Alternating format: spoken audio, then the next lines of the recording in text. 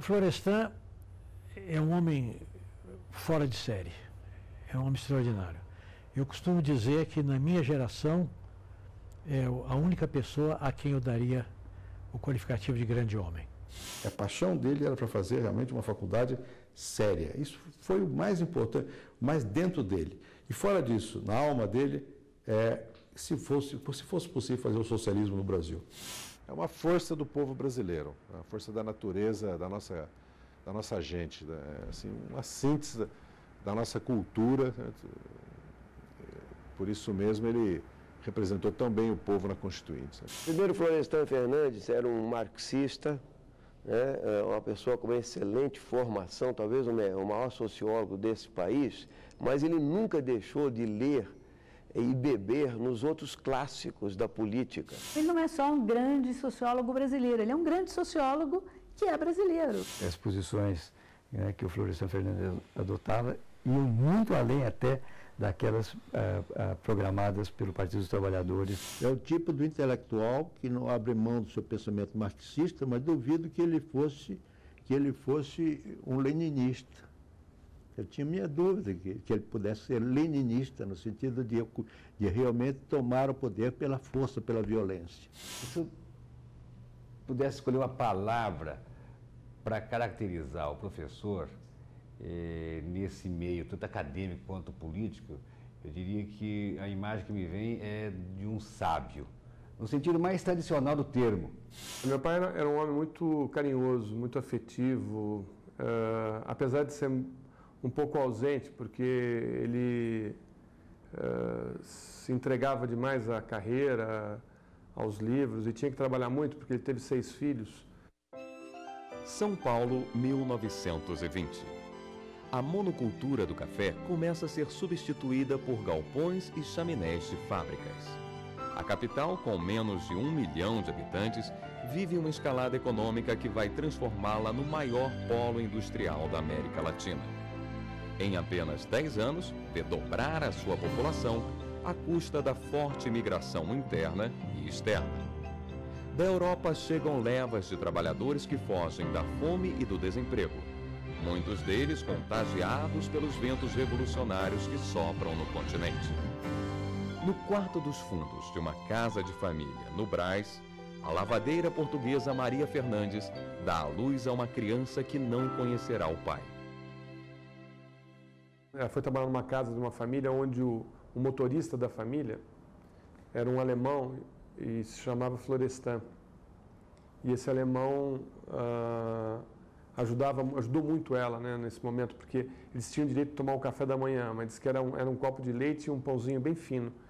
E então o motorista ia para o bar comer o lanche dele e deixava o lanche para ela comer, né? Então, aí no fim, ela acabou dando o nome de Florestan para o meu pai, muito em homenagem ao amigo motorista lá que trabalhava nessa família. Os patrões de Maria Fernandes se tornam padrinhos do garoto e ele vai estudar numa escola particular, mas por pouco tempo. A mãe muda de emprego e Florestan volta a viver em cortiços e porões. Logo é obrigado a sair da escola para trabalhar.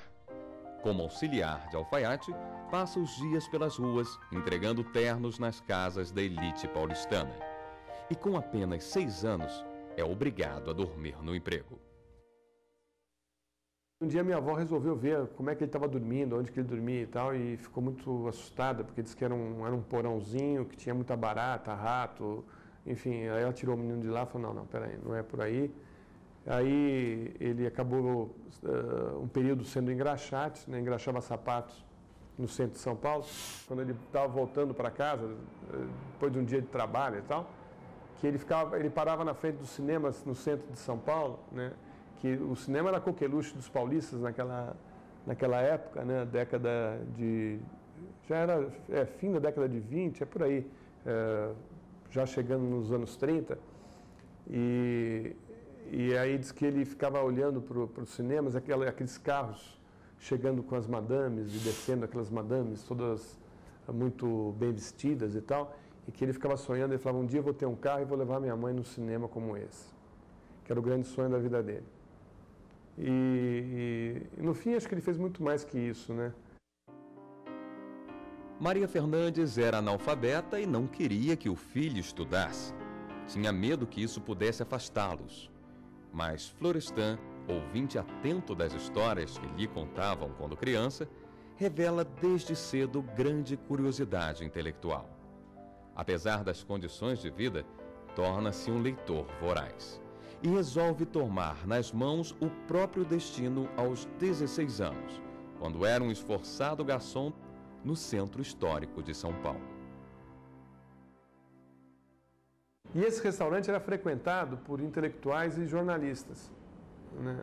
Principalmente jornalistas. E um desses jornalistas ficou curioso, falou: o que será que esse rapaz faz? Ele serve, a gente vai ler atrás do balcão, o que será que ele está lendo? E foi lá ver o que o rapaz estava lendo e viu que era um romance, enfim, de um bom escritor, era um bom romance e tal, e começou a conversar com meu pai. E aí convidou meu pai para conversar com eles lá na mesa. E sempre meu pai, que eles chegavam para beber ou para comer, eles chamavam meu pai. E aí meu pai começou a ficar amigo desse grupo. E esse grupo falava para ele, falou assim: você não pode ficar aqui, você é muito culto, você é muito inteligente para ser garçom. Você tem que estudar, você tem que entrar na faculdade. E colocaram essa semente na cabeça dele. E aí um dia ele decidiu, ele falou: não, eu vou estudar, vou fazer madureza e vou estudar. E chegou em casa e falou para a mãe, falou: olha, eu vou estudar. E aí disse que minha avó começou a chorar, ficou muito preocupada, falou: não, não estuda porque você vai estudar e vai ter vergonha de mim, porque ela era analfabeta. No início dos anos 30, a oligarquia paulista lança as bases do que viria a ser a Universidade de São Paulo. A partir daí, seus filhos não precisariam mais cruzar o Atlântico para estudar. Os primeiros professores são intelectuais europeus e americanos. Um grupo tão refinado que não se dá sequer ao trabalho de aprender o português. Os franceses e os italianos nos tratavam como povo colonizado. Falava a língua deles e quem entendesse, que entendesse, quem não entendesse, que fosse ver meio-dia. Ele tinha que ler o livro em alemão, ele tinha que ler em inglês, ele tinha que ler em espanhol, enfim, e tinha que escrever, né, nesses idiomas. Tanto que o fichário dele, dos livros que ele tinha em casa, ele fichava os livros. Ele fichava no idioma que ele leu. Então, se ele leu um livro em alemão, ele fichava em alemão. Se ele leu em inglês, ele fichava em inglês ou em francês. Aí você entende por que o Fernando Henrique fala tantos idiomas. A importância das missões estrangeiras está no fato de que elas nos ensinaram a aprender, a pesquisar, a produzir conhecimento novo. Aí é um processo complexo, porque essa influência maciça era também uma colonização. Aos 21 anos, Florestan Fernandes é um vendedor de produtos farmacêuticos que sonha em ser químico. Mas os livros são caros e os horários da faculdade impraticáveis para quem trabalha. Ele é obrigado a optar por um curso de meio período e escolhe Ciências Sociais. De qualquer forma, quer realizar o sonho de ser professor e aprofundar sua experiência com os de baixo, como se referia aos excluídos de sua infância e juventude. Em 1941, ele se classifica entre os 6 aprovados para o novo curso de Filosofia, Ciências e Letras da USP. Ele falou: e eu era pobre, era o único. Falou: eram jovens de famílias ricas, né? E ele falou que nos primeiros anos ele foi muito marginalizado em classe de aula, né? Que ele falou: eu tinha uma roupa mais simples, enfim, estava na cara que eu era uma pessoa pobre, né? Ele trabalhava como vendedor de peças de automóvel, depois passou a trabalhar como representante de produtos químicos, farmacêuticos e tal.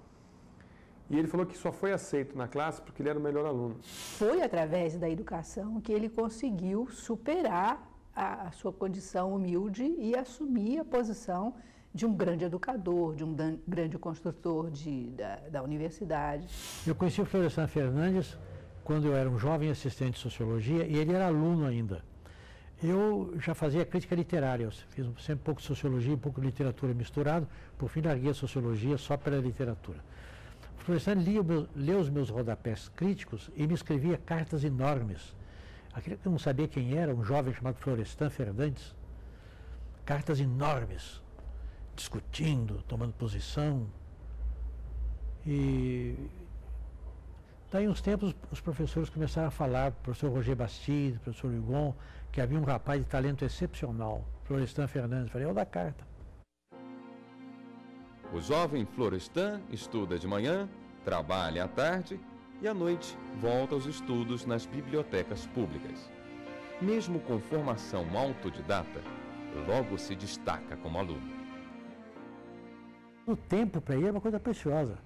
Ele é aquele tipo que no tempo do bonde ia lendo no estribo do bonde. Como eu encontrei na faculdade, lhes contei, com uma pasta cheia de livros, lendo uma vida de Buda. Ele não perdia tempo. Ele esperava os médicos, ia levar um remédio para o médico, enquanto o médico esperava, ele estava lendo Durkheim, Marx, ele não perdia tempo. Então, uma coisa que ele tinha horror era de desperdício de tempo. A licenciatura e o mestrado são caminhos naturais para o seu talento acadêmico. E em 1945, ele se torna professor da própria USP. A essa altura já está casado e é pai do primeiro dos 6 filhos. Ele era um homem muito bonito. Ele fazia um grande sucesso com as mulheres. Ele parecia muito com Tyrone Power, mas um Tyrone Power viril. Eu dormia ao som da máquina de escrever dele. Ele passava, às vezes, até altas horas da manhã escrevendo. E de manhã cedo já estava acordado e fazia questão de preparar o café da manhã para os filhos. Em 1949, Florestan Fernandes produz sua primeira obra de fôlego, um estudo sobre a sociedade Tupinambá, índios que viviam próximos à faixa litorânea na época do descobrimento e que foram praticamente dizimados pelos colonizadores. A tribo inspirou sua tese de mestrado e depois a de doutorado, orientada pelo professor Roger Bastide, integrante do grupo de intelectuais franceses importados pela USP. Segundo o consenso geral da antropologia, era impossível estudar a organização social dos Tupinambá, que é uma tribo extinta desde o século XVII, né? Nós temos apenas os relatos dos cronistas.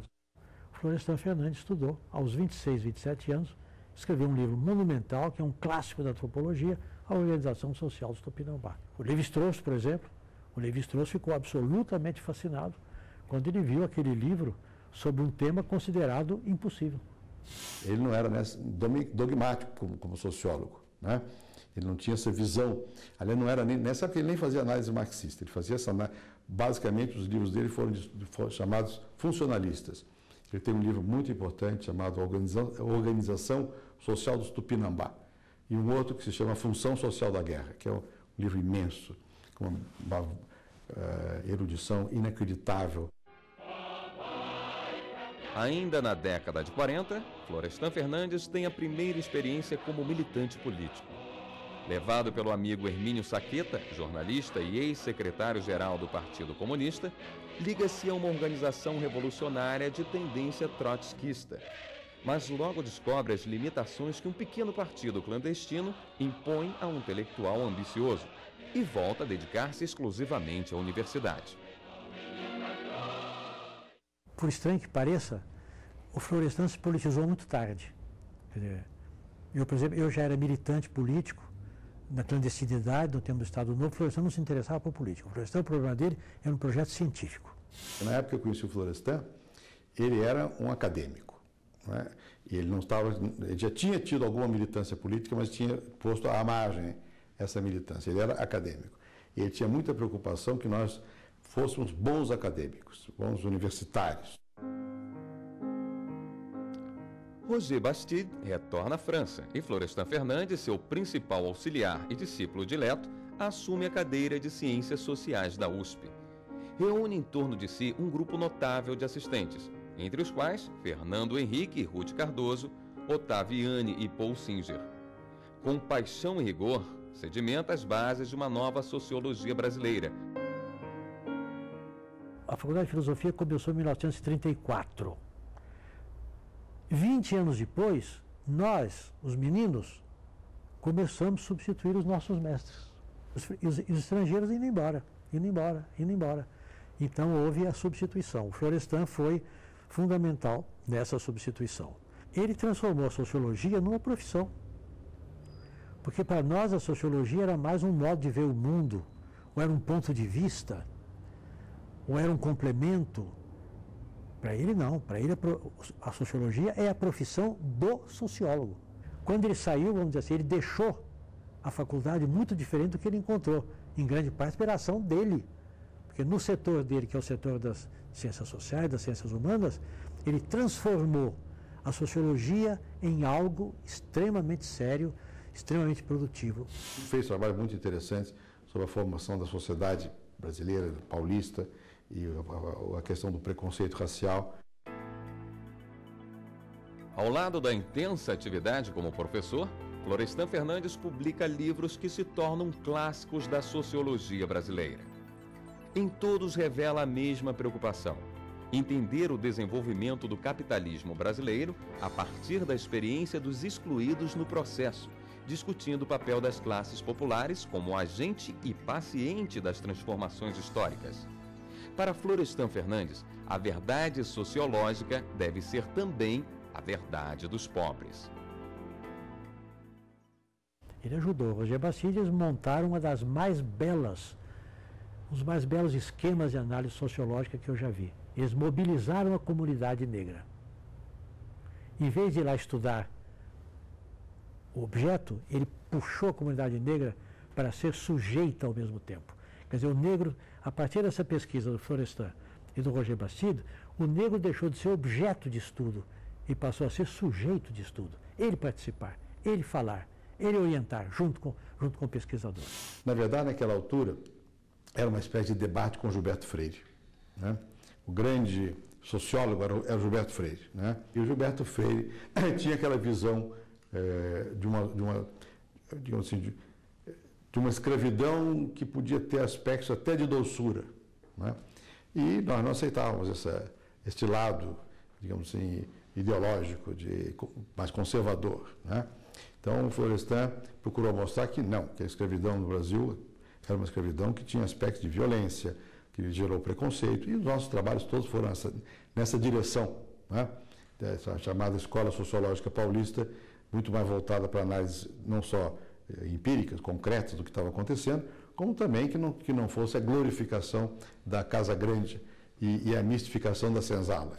Algo que é comum a essa preocupação que percorre a obra inteira é o fato de que sempre ele assumiu um determinado ponto de vista, que é o ponto de vista dos dominados. Sempre.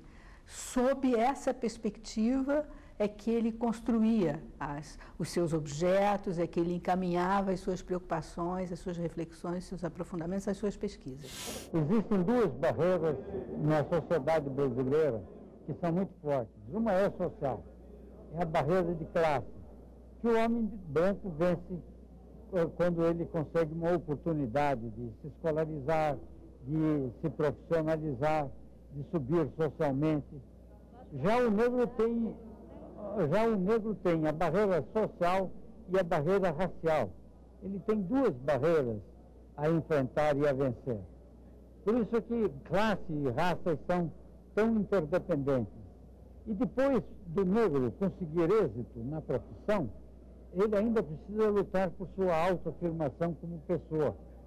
Foram, por exemplo, os homens de classe média, as mulheres de classe média negra, que descobriram as manifestações mais chocantes do preconceito e da discriminação.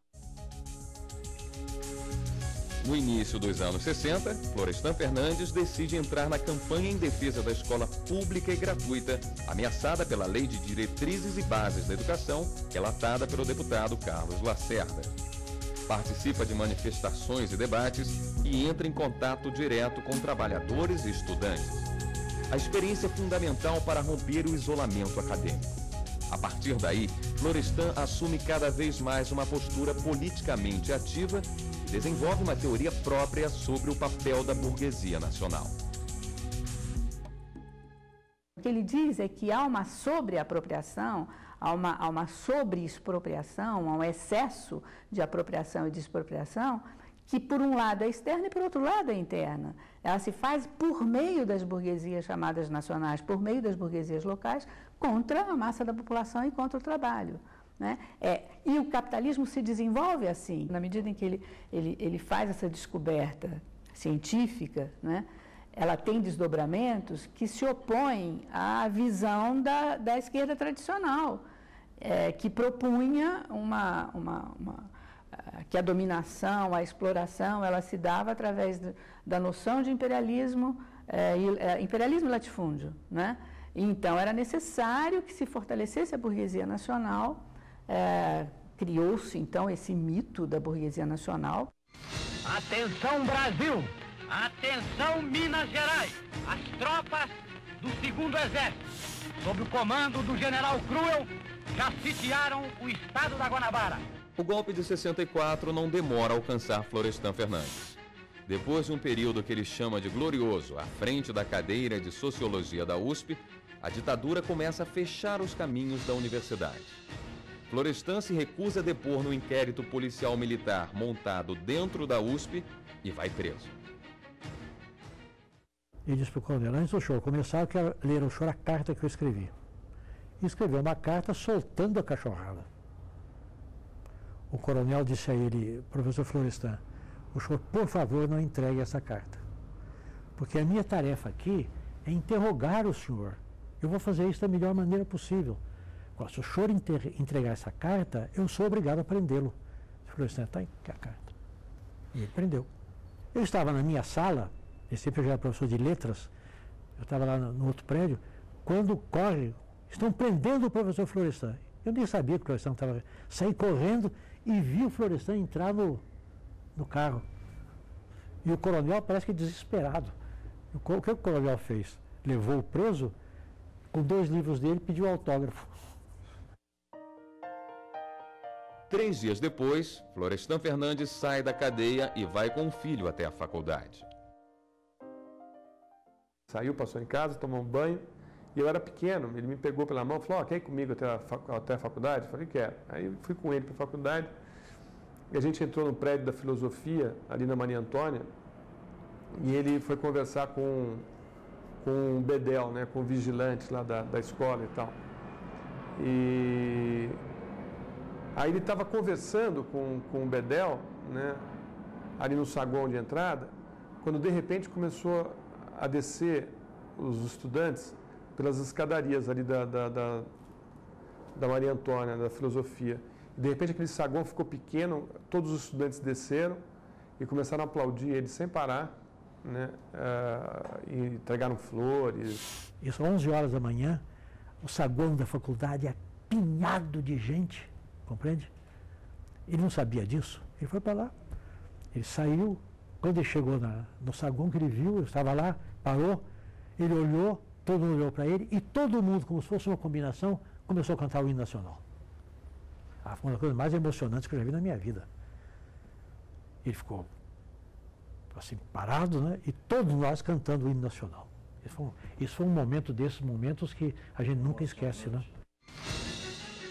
O golpe radicaliza posições e abre um fosso entre os que pensam politicamente diferente, mesmo tendo afinidades intelectuais e até afetivas. Florestan Fernandes era grato ao jornal O Estado de São Paulo, que lhe abriu os primeiros espaços na imprensa, mas se desentende com o diretor Júlio de Mesquita Filho.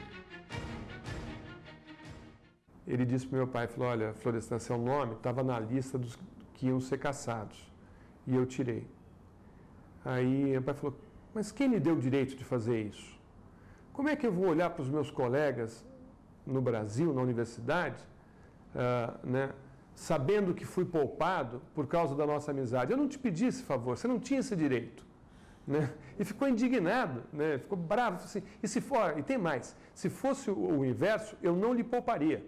Vocês tomaram o poder e tem que limpar o caminho. Depois os mesquitas vêm sentir na pele com a censura no jornal e tal, mas naquele momento eles tinham muito medo do Goulart, da possibilidade de um governo de esquerda revolucionário com modelo cubano. O presidente da República poderá decretar o recesso do Congresso Nacional. Em dezembro de 1968, o governo militar baixa o ato institucional número 5. É a ditadura escancarada. Florestan Fernandes e outros professores da USP são punidos com aposentadoria compulsória. Sem condições de permanecer no Brasil, ele aceita um convite para lecionar na Universidade de Yale, nos Estados Unidos. Ensina também na Universidade de Toronto, no Canadá. E é o primeiro estrangeiro a ser titular na Universidade de Toronto, né? E o que para ele era um orgulho, né? Saber que o filho de uma empregada doméstica, engraxate, virar professor titular da Universidade de Toronto, né? É uma coisa simbólica, né? E a maior preocupação dele a vida inteira era não se distanciar muito das suas origens. Ao todo, fica 3 anos no exterior, longe da família e dos amigos. Na volta, é acolhido pelo arcebispo de São Paulo, Dom Paulo Evaristo Arnes, que o leva para a Pontifícia Universidade Católica. O Dom Paulo, acho que bancou a contratação dele, peitou os militares, teve muito problema com os militares, porque meu pai estava praticamente cerceado, não podia lecionar no país, e o Dom Paulo bancou e falou, não, eu quero o Florestan dando um curso na PUC, e contratou meu pai. Na década de 70, Florestan Fernandes enfrenta reveses que vão marcar profundamente a última etapa de sua vida. O primeiro é uma transfusão de sangue contaminado por hepatite C durante uma cirurgia em 1975. 4 anos depois, vem a anistia e, com ela, a possibilidade de voltar à USP. Mas o sonho vira decepção. Ele achou que ia ser reintegrado à universidade, que era o mundo dele, era a universidade, e os anos tinham se passado e os cargos tinham sido ocupados por outros intelectuais, por outros professores. O fim do regime militar abre caminho para a Constituinte de 1988. E uma nova virada acontece na vida de Florestan Fernandes. Ele está doente e a família pede que descanse.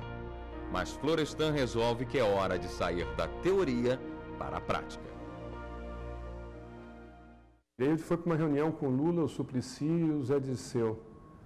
E aí nessa reunião ele decidiu entrar no partido e sair candidato. No primeiro momento ele levou, acho que inclusive ele ficou surpreso. Mas nós conversamos bastante sobre o PT, sobre as correntes internas, sobre o papel que o PT poderia desempenhar no Brasil, sobre a esquerda, sobre o socialismo, sobre a situação do Brasil, sobre as nossas histórias comuns. Eu tinha muito empenho, eu tinha certeza que o professor Florestan Fernandes ia ser eleito, ia jogar um papel importante na Constituinte, e eu acreditava que era muito importante para a nossa geração de 68, para a geração de professores que fundaram e construíram a USP, o pensamento científico brasileiro, inclusive por causa da repercussão internacional que teria uma eleição do professor Florestan Fernandes, era muito importante a presença dele na Constituinte, né? Que seria um elo com a universidade, um elo com a academia, um elo com a ciência. Eu disse à minha mulher, o Florestan é realmente um homem admirável e um homem fora de série, porque com a saúde que ele tem, ele sabe que ele vai morrer. Ele sabe que ir para Brasília, entrar em debate, ficar sentado o dia inteiro na Câmara, ele não dura muito. Ele vai morrer. E, portanto, ele escolheu esse tipo de morte como uma morte do grande servidor da coletividade, o servidor do povo. Ele vai morrer lutando. Foi meu maior erro. A eleição para deputado rejuvenesceu o Florestan. Ele não só passou 4 anos de luta, como foi reeleito, mas mais 4, e queriam que ele fosse reeleito, aí ele não quis. Quer dizer, portanto, ele é um homem capaz de desenvolver uma combatividade e uma luta com a saúde combalida, escrevendo, produzindo, lutando, indo a congresso, pegando gente a unha se fosse preciso. O próprio presidente Lula sempre relata os acontecimentos da Constituinte e a presença de Florestan Fernandes ao lado de Plínio de Arruda Sampaio, certo? É muito marcante, certo? Na Constituinte. Teve um papel importantíssimo que depois se desdobrou no seu próximo mandato. Em todas as comissões da Câmara, e dificilmente a Câmara tomava uma decisão, mesmo os partidos que se opunham às ideias de Florestan Fernandes, os deputados que atuavam nas áreas da educação, da ciência, da cultura, nunca deixavam de consultá-lo, nunca deixaram de ouvi-lo, né? E ele tinha essa característica que, apesar de ser um homem de pensamento definido, né? Não era um homem sectário, não era um homem estreito. Votavam sempre juntos, né? Muitas vezes até contradizendo aquilo que a bancada do PT assinalava como necessária, né, na atuação de uma oposição realmente atuante, né? Porque nós entendíamos que a oposição nem sempre deve contradizer. E muitas vezes aquilo que o partido afirmava estava sendo afirmado pela situação, pelo governo Fernando Henrique Cardoso. A diversidade do Congresso, os debates, as negociações, os acordos, o regimento, a convivência parlamentar. Brasília é um mundo novo e muito diferente do ambiente acadêmico em que Florestan Fernandes sempre viveu. No discurso de estreia, ele faz um inventário dos ideais que o levaram à Câmara. Eu talvez seja o calouro mais velho desta casa e sinto-me honrado em estar nesta condição de um calouro com 66 anos. Nós tivemos uma transição que se chamou transada, isto é, a atual nova república nasceu de um parto da ditadura. E o que nós herdamos foi uma ordem institucional ilegal. Estamos aqui para elaborar uma Constituição para hoje e para os próximos 25 ou 50 anos. Nós estamos em uma situação extrema. A nossa burguesia ganhou uma oportunidade histórica nova. E torna-se estranho que eu, marxista, venha aqui defender a validade de uma Constituição burguesa e a renovação de uma Constituição burguesa. Mas esses são os fatos históricos da nossa evolução e contra fatos inexoráveis não há como fugir. O professor Fernandes, quando subia na tribuna, ele era uma das poucas pessoas que conseguia criar um ambiente de reverência, um ambiente de respeito, né? Todo mundo sabia quem era aquela figura, né? Talvez nem tanto interessasse o discurso, que político, os discursos já são, todos eles codificados previamente, ele já sabe qual é a regra do jogo, mas no caso do professor Fernando, do Florestan, diferentemente de outros políticos, ele exercia um certo fascínio, né, pela história dele, por isso aquele ambiente de reverência. Tenho muito orgulho de ter convivido com ele, de ter sido, vamos dizer assim, um discípulo dele, sabe, de ter preservado a minha relação com ele, apesar de muitas divergências, porque, como é natural, na disputa política, na vida político-partidária, sempre nós temos divergências. Por isso, o Florestan Fernandes era muito inflexível, assim, muitas vezes assim, na linha de pensamento, e eu, às vezes, brincava com ele, falava, professor, deixa eu ser um pouquinho pragmático, professor. E ele ficava bravo comigo, às vezes. Apesar de se mostrar atuante, sua adaptação à vida parlamentar é feita com alguns sacrifícios e também com descobertas. Ele voltou a ter, do final da parte, enfim, depois da maturidade, voltou a ter os ideais da juventude dele, com a mesma pureza, com o mesmo empenho. Mas ele não se sentia cômodo na Câmara. Mais de uma vez ele foi falar comigo no Senado para se queixar, porque não davam para ele as relatorias importantes, que ele estava um pouco, enfim, não sendo considerado suficientemente. Ele não se sentia cômodo naquele mundo, porque o Florestan, na verdade, era um acadêmico, com muita vocação social, com muita vontade que o mundo fosse melhor, com muita solidariedade para com os mais humildes, para com os mais pobres. Mas ele era um acadêmico, e o mundo do Congresso não é esse, não é assim. É um mundo muito mais de pequenas, enfim, as espertezas, e um quer passar à frente do outro, e ter diatribes, um debate rápido. Não é o estilo Florestan. Ele era um estranho no ninho ali, né? Tanto que os deputados não chamavam ele de deputado, chamavam ele de professor. E acho que ele passou a entender melhor o Brasil no momento que ele entra no Congresso, né?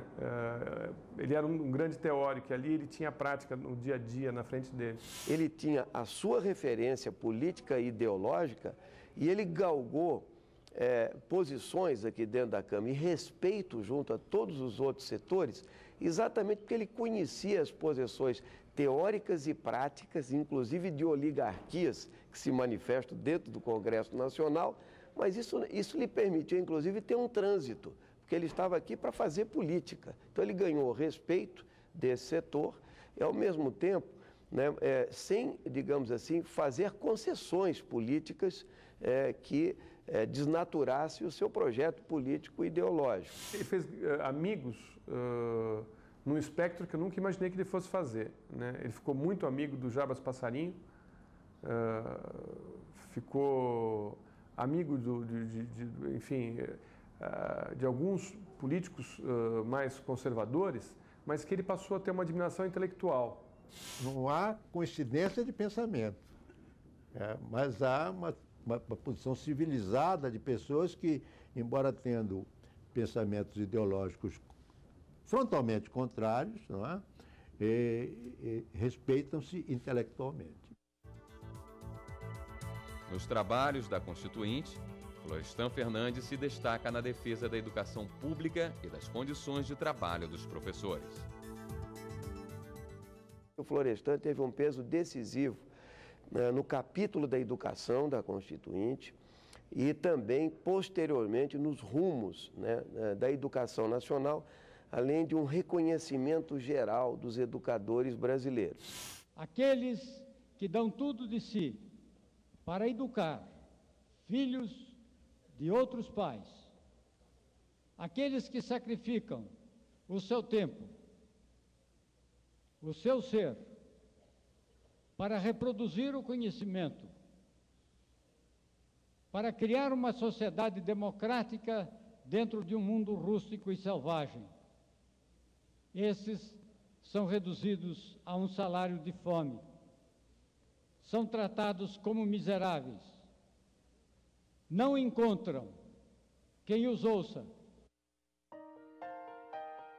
Florestan Fernandes deixa a Câmara em 1995. Vim aqui para aprender e não devo negar, aprendi. Conheço melhor a sociedade brasileira hoje do que conhecia no passado e saio muito orgulhoso que, acima das diferenças de partidos, todos os colegas aqui me aplaudiram, me dando uma lição, não só de solidariedade, mas também de humildade. É convencido a se submeter a um transplante de fígado como única possibilidade de sobrevivência. Na última decisão, a marca da coragem e da coerência sem limites. Eu me lembro que um dia eu cheguei em casa e minha mãe deixou um recado que ele tinha tido uma hemorragia e que ele estava indo para o hospital do servidor público. Aí eu corri para o hospital, era umas 2 horas da manhã, era inverno, estava frio, ele estava com um pijama e um robe de chambre, né, em cima do pijama, numa fila do lado de fora do hospital, aguardando na fila, uma fila imensa, para ser atendido. Eu cheguei para ele e falei: papai, o que você está querendo? Você está querendo se matar? Você perdeu sangue, você teve uma hemorragia forte. O que você está fazendo aqui? Por que o senhor não foi para o Einstein? Por que o senhor não foi para o Oswaldo Cruz? Por que o senhor não foi... Enfim, um hospital que não precisasse ficar na fila ali esperando e tal. Ele falou: não, eu quero ser atendido aqui. Eu fui professor universitário, aqui eu fui funcionário público e aqui é o hospital que tem que cuidar de mim. E eu vou ficar na fila porque tem fila. O Fernando Henrique, quando era presidente, ele, em vários momentos, chegou a falar para o meu pai procurar um tratamento nos Estados Unidos.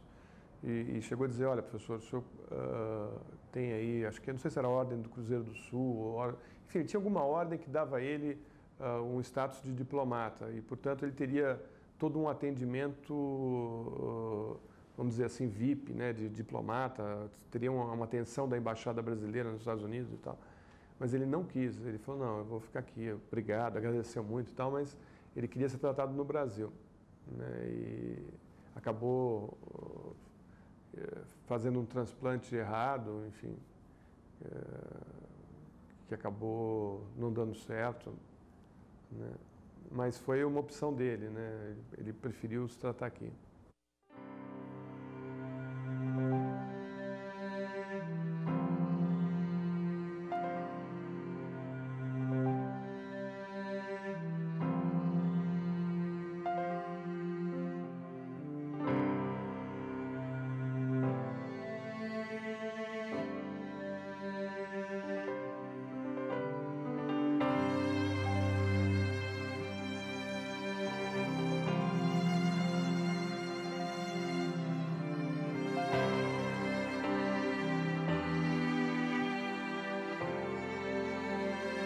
Desde que ele faleceu, que essa falta foi sentida, não só nas análises de conjuntura, né? Às vezes ele é até otimista demais, né? Mas sempre lúcidas, sempre trazendo elementos importantes para se pensar. E na sociologia ele está fazendo muita falta, muita falta. Que pena que ele não está aqui.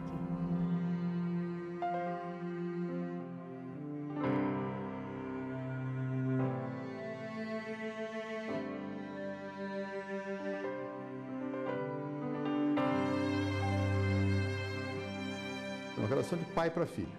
Então você não pode, o pai pode discordar do filho, mas não vai brigar com o filho por causa disso, né? O filho vai respeitar o pai a vida inteira. Eu não digo isso de mais ninguém, mas do Florestan foi assim, foi uma relação de pai para filho.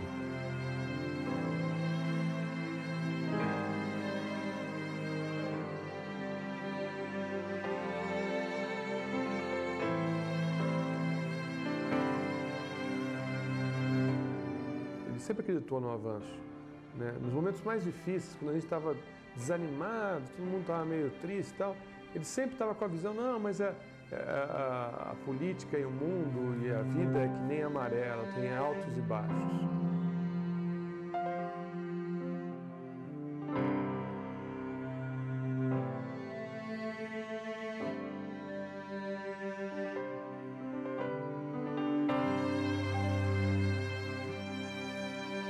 Aquela rusticidade positiva, o amor ao próximo, a solidariedade, a combatividade, a franqueza, aquilo que o homem do povo bom tem, Florestan manteve a vida inteira. Ele nunca deixou de ser um homem do povo.